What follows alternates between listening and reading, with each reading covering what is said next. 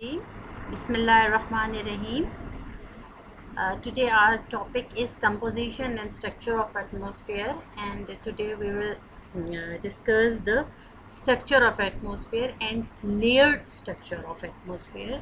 कि atmosphere में जितनी layers हैं उसको हम पढ़ेंगे.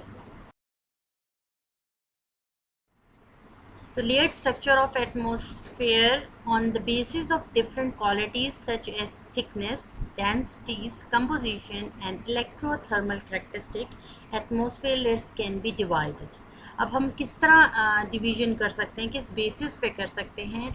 उसमें है थिकनेस के कितनी ऊंची है, कितनी एल्टीट्यूड तक एक एटमॉस्फेयर की लेयर है, उसकी डेंसिटी क्या है, या उसकी कंपोजिशन, केमिकल कंपोजिशन क्या है, या फिर उसमें क्या इलेक्ट्रोथर्मल करेक्टरिस्टिक हैं जिसकी वजह से हम किस लिए एटमॉस्फेयर की लेयर्स को डिवाइड कर सकते हैं. अब सबसे पहले है बाय कंपोजिशन. कंपोजिशन में दो हैं, होमोस्फेयर एंड हेट्रोस्फेयर.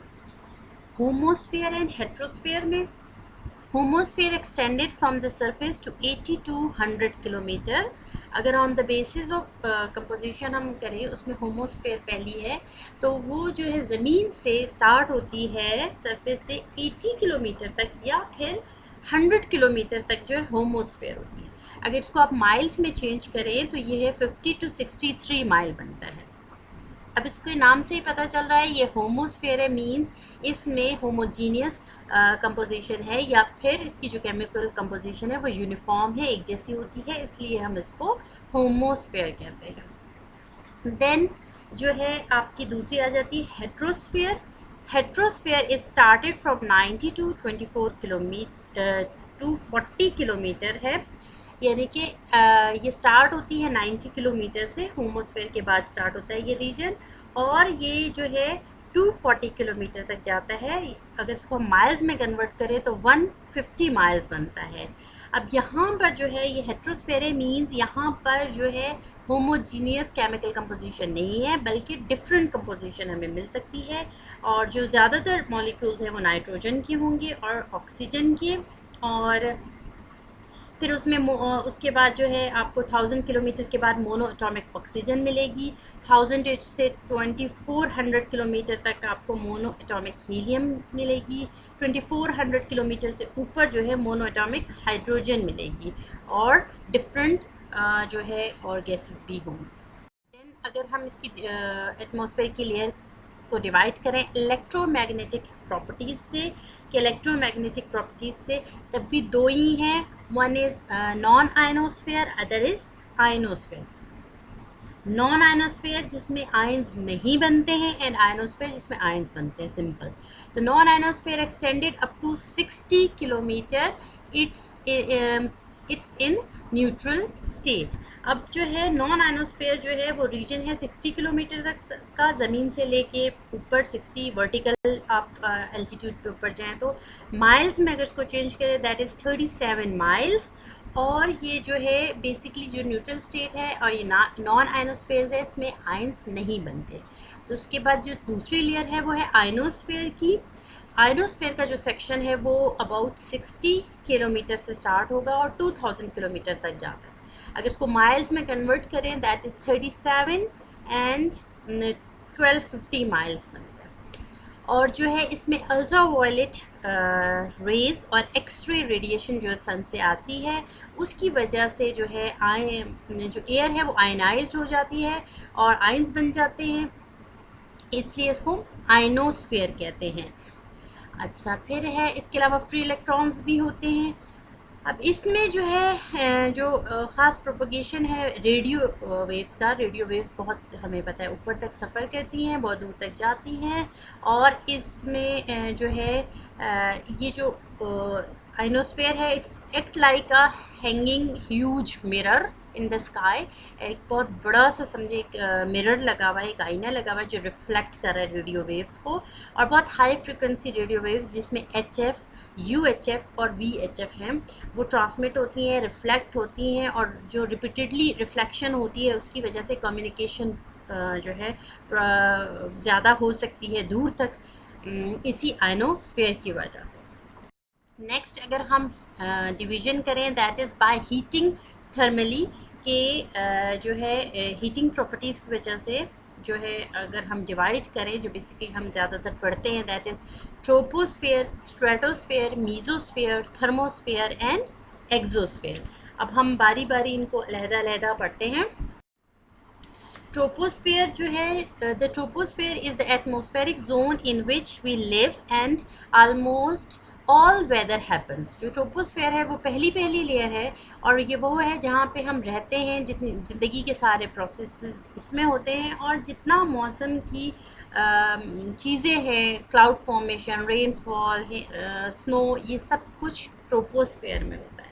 और ट्रोपोस्फेयर जो है उसकी अगर एल्टीट्यूड की बात करें तो ये है ज़मीन से स्टार्ट होती है एंड इट्स अबाउट 12 किलोमीटर तक ऊपर जाती है। माइल्स में इसको कन्वर्ट करें 7.5 माइल्स बनते हैं और अगर इसको फीट्स में करें तो ये 40,000 फीट तक हमें ट्रोपोस्फेयर मिलता है। मगर ये सारा इवनली डिस्ट्रीब्यूटेड नहीं है। अगर हम इसको हॉरिजॉन्टली देखें तो जो हमारे पोलर रीजन है वहाँ पर ये नॉर्थ पोल और साउथ पोल्स पे ये थोड़ा सा इसकी हाइट कम है, 12 जो है किलोमीटर तक हमें नहीं मिलता। इट्स है अबाउट 8 किलोमीटर या 5 माइल तक है वहाँ पे।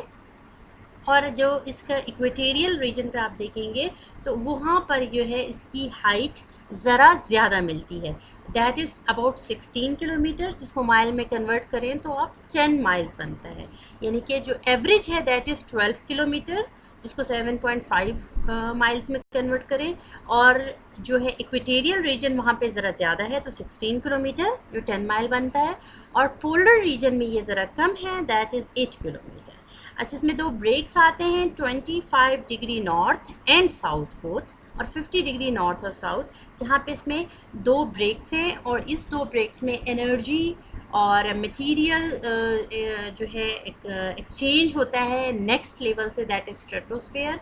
तो जो वाटर वेपर है और एनर्जी है वो इन दो ब्रेक्स से आपस में मिल रही होती है। नेक्स्ट है आपका स्ट्रेटोस्फेयर। स्ट्रेटोस्फेयर ट्रोपोस्फेयर के बाद एक लेयर है जिसको हम स्ट्रेटोस्फेयर कहते हैं। और स्ट्रेटोस्फेयर जो है ये आपकी इट इज़ कामर, थिनर, क्लियर एयर। यहाँ पर जो है हवाएं बहुत तेज़ नहीं चलती हैं और डेंसिटी नहीं है एयर की। तो jet aircraft mainly fly through the lower stratosphere. जो जेट एयरक्राफ्ट्स हैं वो जो है लोअर स्ट्रेटोस्फेयर में सफ़र करना पसंद करते हैं, बिकॉज जब थिनर एयर होगी तो वो उसको जो है रगड़ कम आएगी, फ्रिक्शन कम आएगी, रेजिस्टेंस कम आएगी। तो जो है जेट एयर्स जो एयरक्राफ्ट्स हैं वो उसमें इजीली मूव करते हैं, फ्लाइंग कंडीशंस बहुत अच्छी होती हैं। फिर स्ट्रेटोस्फेयर की जो दूसरी इम्पॉर्टेंट बात है दैट इज़ कि इसमें एक ओजोनोस्फेयर भी है। ओजोनोस्फेयर का मतलब है ओजोन की जो लेयर है स्ट्रेटोस्फेयर में ही आती है। हम सबको पता है बड़ी इम्पॉर्टेंट है ozone layer, because it's act like a shield, जो है अर्थ को बचा रही है किससे, अल्ट्रा वायलेट रेज जो ज़मीन की तरफ आती हैं उससे बचाती है हमें ओजोन लेयर। और ओजोन पहले डिस्कस हो चुकी है, that is actually mono atomic form of oxygen, जिसमें mono atomic form of oxygen बन जाती है। ऑक्सीजन जो है मॉलिक्यूलर फॉर्म से एटॉमिक फॉर्म में चला जाता है और वो सर्वाइव नहीं कर सकता, तो वो किसी O2 के साथ मिलके O3 बनाता है and O3 is ozone. Next है आपका मीज़ोस्फेयर। मीज़ोस्फेयर बिटवीन 50 एंड 80 किलोमीटर जो है वो मीज़ोस्फेयर है, जो 50 से 80 किलोमीटर तक। अगर माइल्स में इसको कन्वर्ट करें that is 31 and 50 mile. 31 mile से लेके 50 माइल के दरमियान का जो एरिया है वो मीज़ोस्फेयर है। अब मीज़ोस्फेयर जो है वो थर्ड लेयर है और यहाँ पर क्या होता है, यहाँ पर जो है विद एल्टीट्यूड जो है टेम्परेचर बढ़ता है, जैसे जैसे घटता है सॉरी, जैसे जैसे हम आगे जाते जाते हैं, ऊपर जाते जाते हैं, तो टेम्परेचर जो है वो क्या होता है हाइट के साथ कम होता है तो मीज़ोस्फेयर में। और जो यहाँ पर एक लेयर बनती है जिसको हम कहते हैं डी लेयर। डी लेयर क्या है, यहाँ पे आयोनाइज्ड पार्टिकल्स होते हैं और ये भी रिफ्लेक्ट करता है रेडियो वेव्स को जो ज़मीन से आ रही होती है। और मीजोस्फेयर को हम जो है सेकंड ट्रोपोस्फेयर भी कहते हैं, बिकॉज ट्रोपोस्फेयर में भी सेम है, with the altitude with the height temperature drops. और मीजोस्फेयर में भी ये होता है कि जैसे जैसे हाइट ज़्यादा होती है टेम्परेचर कम होता है, जबकि स्ट्रेटोस्फेयर जो सेकंड लेयर है वहाँ पे हाइट के साथ टेम्परेचर कम नहीं होता बल्कि ज़्यादा होता है। अब आ जाते हैं हम थर्मोस्फेयर में। तो थर्मोस्फेयर जो है फ्रॉम 80 टू 800 किलोमीटर है। अगर माइल्स में इसको कन्वर्ट करें दैट इज़ 50 टू 500 माइल्स के दरमियान का एरिया थर्मोस्फेयर कहलाता है। अब यहाँ पे जो है टेम्परेचर बहुत ज़्यादा होता है, इसलिए इसका नाम थर्मोस्फेयर है। थर्म मीन्स टेम्परेचर, तो यहाँ पे टेम्परेचर बहुत ज़्यादा होता है और अबाउट 900 डिग्री सेंटीग्रेड तक टेम्परेचर पहुँच जाता है। फ़ारेनहाइट में टेम्परेचर को कन्वर्ट करें दैट इज़ 1650 फ़ारेनहाइट, 1650 फ़ारेनहाइट। और जो है ये 350 किलोमीटर अबाउट 220 माइल पे हमें ये टेम्परेचर मिलता है, मगर ये एटमॉस्फेयर का टेम्परेचर नहीं है एक्चुअली। ये जो है ये जो मॉलिक्यूल्स में ये टेम्परेचर होता है और एनवायरनमेंट पे इसका कोई ख़ास हमारे असर नहीं होता है। यहाँ पर भी हमें दो लेयर्स मिलती हैं, एक का नाम है ई लेयर, एक का नाम है एफ लेयर, और ये दोनों आयोनाइज्ड लेयर है, आयोनाइजेशन होती है और अगेन रिफ्लेक्ट करती हैं रेडियो वेव्स को। और यहाँ इसी की वजह से जो थर्मोस्फेयर है इसकी वजह से हमें एक अरोरा बोरेलिस और नॉर्दर्न हेमिस्फेयर में और अरोरा ऑस्ट्रेलिस हमें सदर्न हेमिस्फेयर में मिलती हैं। एक्चुअली ये लाइट्स हैं, बड़ी शीट लाइक एक स्ट्रक्चर होता है आसमान में और उसमें बड़े विविड और ब्राइट कलर्स हमें मिलते हैं। और ये सब कलरफुल जो एक स्ट्रक्चर बनता है आसमान में, ये बिकॉज ऑफ दिस थर्मोस्फेयर है। मगर ये हर जगह नज़र नहीं आता है, सिर्फ हमें नॉर्थ पोल और साउथ पोल के पास मिलता है। देन जो है यहाँ पर जो है टेम्परेचर बहुत ज़्यादा होता है और ये मगर इसका असर इतना ज़मीन पर नहीं आता है।